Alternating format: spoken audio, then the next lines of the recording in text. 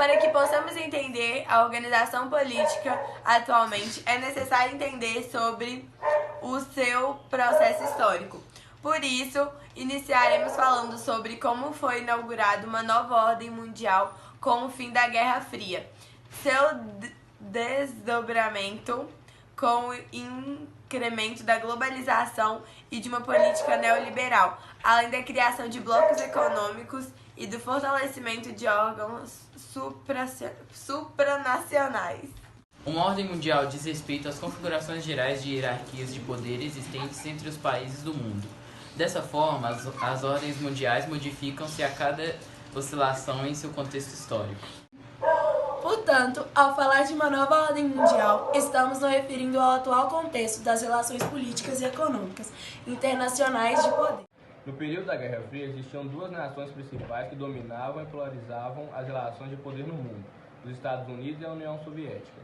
Essa ordem mundial era marcada pelas corridas armamentistas e espacial e pelas disputas geopolíticas. Esse era o mundo bipolar. A partir do final da década de 1980 e início dos anos 1990, mais especificamente após a queda do Muro de Berlim e do esfacelamento da União Soviética, o mundo passou a conhecer apenas uma grande potência econômica e principalmente militar, os Estados Unidos.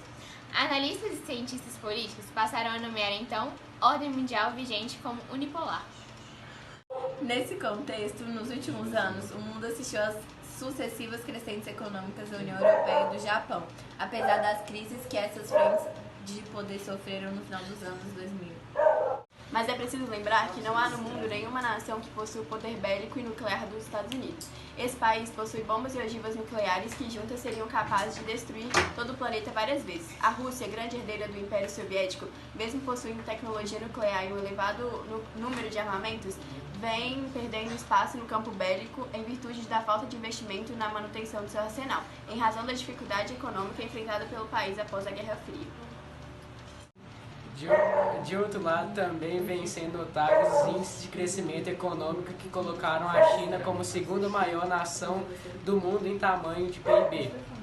Por esse motivo, muitos cientistas políticos passaram a denominar a nova ordem mundial como mundo multipolar.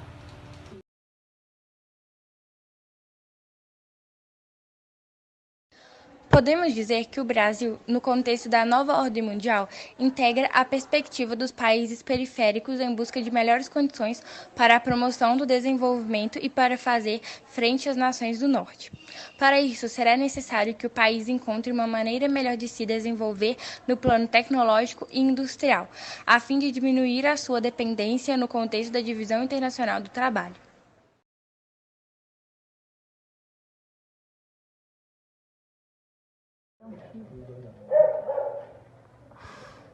Tá gravando? Não! Tinham duas nações principais. Principalmente não. Principal? Esqueci.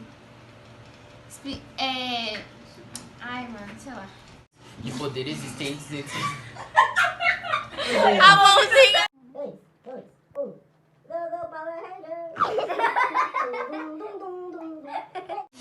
No período da Guerra Fria, existiam duas nações principais.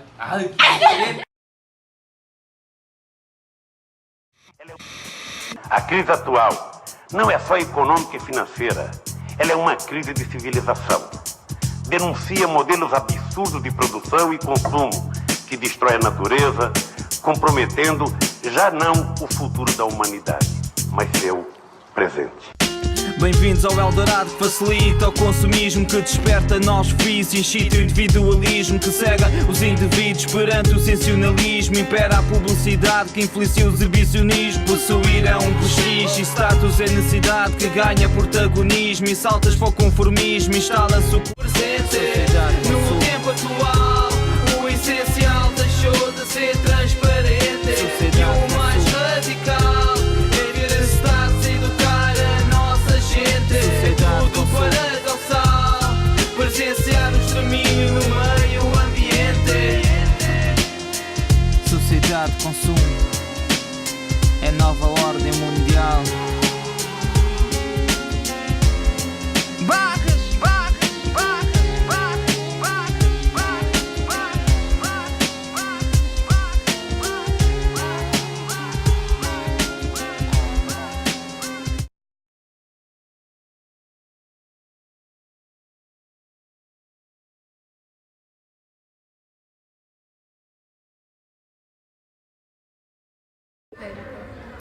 Agora a gente vai passar um vídeo explicando melhor sobre a ordem bipolar e é isso.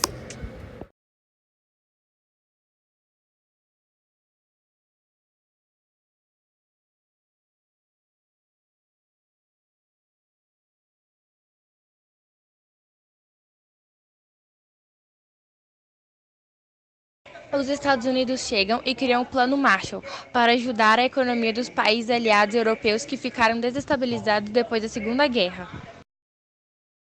Aí, em resposta, a União Soviética funda o Conselho para a Assistência Econômica Mútua, a Comecon, para reestruturar economicamente os países do leste europeu que também sofreram com a Segunda Guerra. O mesmo acontece com a criação da Organização do Tratado do Atlântico Norte, a famosa OTAN, uma organização militar para defender os países capitalistas, lutando contra a expansão do comunismo e retaliando qualquer possível ataque soviético contra seus países membros, que, como reação, a União aparece com um pacto de Varsóvia, apoiados do Bloco Socialista, que tinha os mesmos moldes do seu rival. É através dessas instituições que percebemos claramente a formação do Bloco Capitalista e do Bloco Socialista. E nas práticas de espionagem também não foi diferente, não. Para saber quem era o melhor Sherlock Holmes do mundo, os Estados Unidos aparecem com a Companhia de Inteligência Americana, mais conhecida como CIA, e os soviéticos com o Comitê de Segurança do Estado e o Serviço de Investigação da União Soviética, que a sigla em russa é KGB. Achou que acabou? Achou errado. Pensa que foram mais de 40 anos de pura tensão em todo o mundo. Estavam preocupados com a possibilidade de mais uma, o que, infelizmente, não deixou de acontecer. Porém, não na mesma proporção anterior, mas isso a gente fala já já. Os pontos-chave da Guerra Fria são a corrida armamentista e a corrida espacial e a crise dos mísseis em Cuba. Ainda nessa onda de mostrar quem é melhor que quem, os dois países começaram a produzir arsenal bélico e a tecnologia voltada à guerra com o objetivo de se firmar como melhor potência global. O que chamamos de corrida armamentista gerou um perigo de uma possível guerra nuclear em todo o mundo. Por isso, a famosa definição de uma paz impossível, porém uma guerra improvável. Uma guerra entre eles podia destruir o mundo inteiro. Além das questões de armamento, os Estados Unidos e a União Soviética disputavam quem chegava primeiro ao espaço, criando a corrida espacial. Em 1957, os soviéticos lançaram o primeiro satélite artificial. Depois, em 1960, o primeiro foguete tripulado com um ser vivo. E em 1961, o primeiro voo espacial tripulado por um ser humano. E os Estados Unidos chegam e mandam o primeiro homem para a Lua, Neil Armstrong, em 1969, levando a corrida espacial ao seu ápice. Lembram que nesse período entre as duas superpotências era de pura tensão? Bom, um momento de muita tensão, e não podemos deixar de falar da crise dos mísseis.